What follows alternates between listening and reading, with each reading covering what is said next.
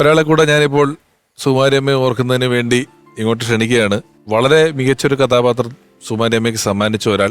സിനിമയുടെ ഹെഡിങ്ങുകളിൽ നമുക്ക് ഏത് ഹെഡിങ്ങിലാണ് അയാളെ പ്ലേസ് ചെയ്യേണ്ടതെന്ന് ഇപ്പം സാറിപ്പോൾ വോയിസ് ഓവർ അല്ലെങ്കിൽ ചില അഭിനയങ്ങൾ സാറിനുണ്ട്, ശങ്കർ സാർ നിർമ്മിക്കുന്നുണ്ട്, ഡയറക്റ്റ് ചെയ്യുന്നുണ്ട്, എല്ലാവരും എല്ലാം ചെയ്യുന്നുണ്ടെങ്കിലും കുറച്ചുകൂടെ സജീവമായി അഭിനയം, തിരക്കഥ, സംവിധാനം, നിർമ്മാണം, ഗാനരചന എന്ന് തുടങ്ങി സിനിമയുടെ സമസ്ത മേഖലകളിലും കൈവയ്ക്കുന്ന ഒരാൾ, ഒരു സിനിമാ പ്രവർത്തകൻ എന്നതിലുപരി ഈ ഇപ്പം ശങ്കർ സാർ അല്പം മുമ്പ് പറഞ്ഞല്ലോ, ഇത് കേൾക്കാൻ വളരെ ഇഷ്ടമാണ്, വർത്തമാനം പറയാൻ ഇഷ്ടമാണെന്ന്. അങ്ങനെ സിനിമയോടുള്ള ഇഷ്ടമുള്ള ആളുകൾ തമ്മിൽ വർത്തമാനം പറയാനിരുന്നാൽ ഒരുപാട് സിനിമകൾ കണ്ട ഓർമ്മകളും സീനുമൊക്കെ കൃത്യമായി ഓർക്കുകയും പറയുകയും സിനിമയെ ഒരുപാട് സ്നേഹിക്കുകയും അതിൻ്റെ ഒരു ഡാറ്റാസ് കൃത്യമായി ഓർത്തു വെച്ച് പറയുകയും ചെയ്യുന്ന ഒരാൾ സ്നേഹപൂർവ്വം ഓർമ്മയിലെന്നും സുകുമാരിയമ്മ എന്നീ പരമ്പരയിലേക്ക് സ്വാഗതം ചെയ്യുന്നു.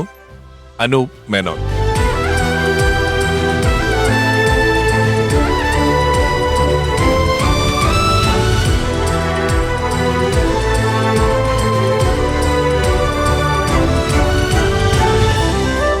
അനുവേട്ട, സ്വാഗതം ഓർമ്മയിലെന്നും സുകുമാരിയമ്മ എന്നീ പരമ്പരയിലേക്ക്.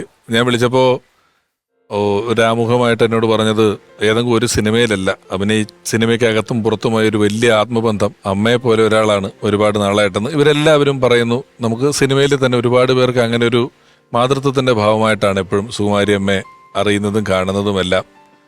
എങ്ങനെയായിരുന്നു നിങ്ങളുടെ ഒരു ആത്മബന്ധത്തിന്റെ തുടക്കം? അല്ല, പിഷു പറഞ്ഞ പോലെ ഇപ്പൊ ലാൽചേട്ടൻ നോക്കുമ്പോൾ ലാൽചേട്ടൻ്റെ ഏറ്റവും അടുത്ത ആളായിരിക്കും സുകുമാരിയമ്മ. ശങ്കരേട്ടൻ നോക്കുമ്പോൾ അങ്ങനെ ആയിരിക്കും, ലാലേട്ടൻ നോക്കുമ്പോൾ അങ്ങനെ ആയിരിക്കും. അപ്പോൾ ഇത് പരിചയപ്പെടുന്ന എല്ലാവരെയും സ്വന്തമാക്കുകയും അവർക്ക് സ്വന്തമാണെന്ന് തോന്നുകയും ചെയ്യുന്ന ഒരു അപൂർവ വ്യക്തിത്വമാണ് അത്. ഞാൻ സുകുമാരിയമ്മയായിട്ടുള്ള ഇത് കാണുന്നത് സ്വപ്നം എന്നുള്ള സീരിയലാണ്. അപ്പോൾ ഞാൻ ഒരു സിനിമ പൊട്ടി സിനിമയിൽ നിന്നാ പോയ ഏകദേശം ഒറ്റപ്പൊട്ടലിൽ തന്നെ ഔട്ടായി എന്നുള്ള ലെവലിൽ നിൽക്കുന്ന 2001 അന്നൊക്കെ അങ്ങനെയാണല്ലോ. പ്രത്യേകിച്ച് നായകനായി വരുന്ന സിനിമ പൊട്ടുന്നതോടുകൂടി ഇവൻ രാശിയില്ലാത്തവനാണെന്ന് പറയും. അങ്ങനെ സീരിയലിലെത്തി അത്യാവശ്യം അവിടെ മതി, ഇനി ഒരു തരത്തിൽ ഞാൻ സിനിമയിലേക്ക് ഇല്ല എന്ന് വിചാരിച്ചിരിക്കുന്ന സമയത്താണ് ഈ സ്വപ്നം എന്ന് പറഞ്ഞ സീരിയൽ വരുന്നത്. അപ്പോൾ അവിടെ വെച്ചിട്ടാണ് സുകുമാരിയമ്മയെ കാണുന്നത്. അപ്പം ഞാൻ ഭയങ്കര റെക്ലൂസാണ്. ഞാൻ ആദ്യം ആൾക്കാരൊന്നും മിണ്ടില്ല, കാരണം ഈ പൊട്ടലിൻ്റെ ഒരു ആഘാതം കഴിഞ്ഞിട്ടില്ല, അതിലങ്ങനെ നിൽക്കുക. ആ സമയത്ത് സുകുമാരിയമ്മ, ഞാനതിൽ എഡ്വേർഡ് എന്നുള്ളൊരു ആംഗ്ലോ ഇന്ത്യൻ ക്യാരക്ടറാണ് ചെയ്യണം. അപ്പോൾ അതിലെനിക്കൊരു ഇത് വെക്കണം, ഈ ലെൻസ്. അപ്പോൾ ഇത് ഭയങ്കര ഇറിറ്റേറ്റിംഗ് ആണ് ഈ സാധനം. കാരണം ഇന്നത്തെ പോലെ ഇത്രയും ഏറ്റവും സോഫിസ്റ്റിക്കേറ്റഡ് ലെൻസസ് ഒന്നും അന്നില്ല. അന്ന് കണ്ണി വെച്ച എരിയും, ചിലപ്പോൾ പൊള്ളും, അങ്ങനത്തെ മാതിരി ലെൻസ്. അപ്പം ഞാനിങ്ങനെ ക്രിബിങ് ആണ് ഇതിനെക്കുറിച്ച്. അപ്പോൾ ഒരു ദിവസം അന്നൊന്നും അത് എൻ്റെ അമ്മയായിട്ടാണ് അഭിനയിക്കുന്നത് അതിൽ.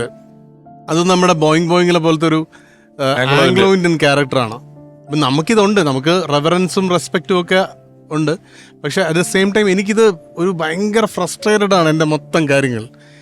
അന്ന് പുള്ളിക്കാരി ഒരു 3-4 ദിവസം കഴിഞ്ഞ് എന്നെ അടുത്ത് വിളിച്ച് എന്താ മോനെ പ്രശ്നം എന്ന് ചോദിച്ചു തുടങ്ങുന്ന ഒരു ബന്ധമാണ്. അന്ന് സുകുമാരിയമ്മ പറഞ്ഞ കാര്യങ്ങൾ പിന്നീട് ഒരു വലിയ വഴിവിളക്കായി നമുക്ക് കാലങ്ങളായി നിന്നിട്ടുണ്ട്. അത് അവരുടെ ജീവിതം കൊണ്ട് എനിക്ക് കാണിച്ചു തരികയും ചെയ്തിട്ടുണ്ട്. ഇപ്പം ലാൽചേട്ടൻ പറഞ്ഞ് ഞാൻ കേട്ടു, ആ കാലൊടിഞ്ഞ ഇതേ സമയത്താണ് അമ്മ ട്രിവാൻഡ്രം ലോഡ്ജ് അഭിനയിക്കാൻ വന്നത്. ട്രിവാൻഡ്രം ലോഡ്ജിൽ ഇതുപോലെയാണ്. നിന്റെ പടം തുടങ്ങിയല്ലേ, ഞാൻ എന്നാ വരേണ്ടത്, ഇതാണ് ചോദ്യം. അപ്പം ഈ സമയത്ത് കാലൊടിഞ്ഞിട്ടില്ല. അപ്പം ഞാൻ പറഞ്ഞു ഉണ്ട്, ജനാർദ്ദൻ ചേട്ടനും സുകുമാരിയമ്മയും അതിലത് പ്രധാന 2 ക്യാരക്ടേഴ്സാണ്. നിങ്ങളുടെ ഒരു ലവ് സ്റ്റോറിയാണ് അതിൽ ഒരു ലവ് സ്റ്റോറി എന്ന് പറയുന്നത്. വരണം. അത് ആ കാലൊടിയിലാണോ എന്ന് എനിക്ക് അറിഞ്ഞു. ഇപ്രാവശ്യം കാലൊടിഞ്ഞിട്ടുണ്ട്, ഞാൻ അറിയുന്നില്ല. അപ്പോൾ ലോഡ്ജ് എന്ന് പറയുന്നത് ഫോർട്ടോച്ചിലാണ് സെറ്റ് ഇട്ടിരിക്കുന്നത്. മേലെ കയറണം, 2 നില. അതിൻ്റെ മേലെയാണിത്. സുകുമാരിയമ്മ ഡെയിലി വന്ന് ഇതിൻ്റെ മണ്ടേ കയറും. ഒരു 6-7 ദിവസം കഴിഞ്ഞ് വേദന സഹിക്കാൻ വയ്യാതെ ബോധം പോയി. അന്നാണ് ഞങ്ങളെല്ലാം അറിയുന്നത് ഇത് കാലൊടിഞ്ഞിരിക്കുകയാണെന്നുള്ളത്. ഇത് സ്വന്തം ജീവിതം കൊണ്ട് സിനിമയോട് എത്രമാത്രം അർപ്പണബോധം വേണം എന്ന് നമ്മളെ കാണിച്ചു തന്ന ഒരാളായിരുന്നു. എനിക്കത് എന്നെ സംബന്ധിച്ചിടത്തോളം ഓഫ് കോഴ്സ് ഈ ഇത്രയും ക്യാരക്ടേഴ്സും ചെയ്ത ഒരാളും മലയാള സിനിമയിലില്ല, മലയാള സിനിമയിൽ ഉണ്ടാവുകയില്ല. ഇത്രയധികം ഈ പറഞ്ഞ പോലെ ഒരു തട്ടമിടും, അടുത്ത് കഴിഞ്ഞാൽ ഒരു കച്ച എടുത്താൽ ക്രിസ്ത്യാനിയായി, അപ്പുറത്ത് കുറി തൊട്ടാൽ വള്ളുവനാടൻ അമ്മിയാര ഒരു സ്ത്രീ. അത് വേറെ ആർക്കും സാധ്യമാവുന്നൊരു കാര്യമല്ല. അത് വിത്തിൻ സെക്കൻഡ്സ് ആണ് സംഭവിക്കുന്നത്. ഈ പറയുന്ന പോലെ നമ്മൾ എന്താണ് മെത്തേഡ് ആക്ടിങ്, 30 ദിവസത്തിൻ്റെ ധ്യാനം, തപം, ഇതൊന്നുമില്ല. ഉച്ചയ്ക്ക് അമ്മയാണെങ്കിൽ വൈകുന്നേരം അച്ചായത്തിയാവും എന്ന് പറയുന്ന ഒരു ബ്യൂട്ടി, അല്ലെങ്കിൽ അതിൻ്റെ ഒരു അത് എനിക്ക് തോന്നുന്നു ഇതിനോടുള്ള കമ്മിറ്റ്മെൻ്റ് എന്ന് പറഞ്ഞാൽ 100%. വിളിച്ച് പിന്നെ കാലൊടിയുന്നോ, അല്ലെങ്കിൽ ഇതിന് വേറൊരു കാര്യം പറയണ്ട. ഞാൻ ഇതേപോലെ മേഘം എന്ന് പറഞ്ഞ പടത്തിൻ്റെ സീരിയലിൻ്റെ ഷൂട്ടിങ്ങിനിടയിൽ ജലദോഷം, വലിയ ജലദോഷം എനിക്ക് രാവിലെ ഷൂട്ടിങ്ങിന് വരാൻ താമസിക്കും എന്നുള്ളത് നമ്മൾ സംവിധായകനെ വിളിച്ച് പറയുന്നുണ്ട്. എനിക്ക് ഒട്ടും വയ്യാണ്ടിരിക്കുകയാണ് എന്നൊക്കെ പറഞ്ഞ്. ഒരു ജലദോഷമേ ഉള്ളൂ. അന്ന് ഞാൻ ഷൂട്ടിങ്ങിനെത്തുമ്പോൾ അമ്മ അവിടെ ഉണ്ട്, ഏന്തുന്നുണ്ട്. 3 സീൻ എടുത്തു കഴിഞ്ഞു. 6 മണിക്ക് വന്നു ഷൂട്ടിങ്ങിന്, ഏന്തുന്നുണ്ട്. പറയുമ്പോൾ തലേ ദിവസം ആ പൊന്മുടിയാണോ ഷൂട്ടിങ്, അവിടെ ആ മറ്റേ അവിടെ സ്റ്റെപ്സ് കയറിയപ്പോൾ ഉളുക്കിപ്പോയി. ഈ കാല് ഉളുക്കിയിട്ട് അവിടെ മൊത്തം നീരടിച്ചിരിക്കുക. ജലദോഷമായി ഇതിൽ വരാത്ത ഞാൻ. അപ്പൊ ഇതാണ് നമുക്ക് കാണിച്ചു തരുന്നത്.